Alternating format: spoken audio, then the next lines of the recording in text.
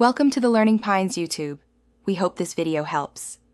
You start by opening the Metrobank app and logging in with your user ID and password. This ensures secure access to payment features. Once done, tap the menu or payments section to locate QR code options. Make sure your app is the latest version so the QR feature appears. If prompted, complete any biometric or 2FA verification now, because the app requires confirmed identity before generating transaction-ready QR codes.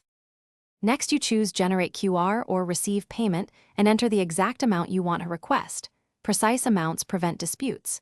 Then add a reference or note to explain the charge and set an expiry time if the app supports it. This protects you from stale requests.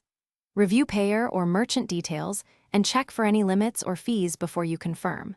When everything looks right, tap Create or Generate so the app produces a scannable QR image.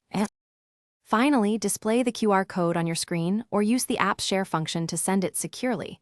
This makes payment simple for the payer. Once they scan, confirm they see the correct amount and reference, then wait for the app to show a successful transaction or notification.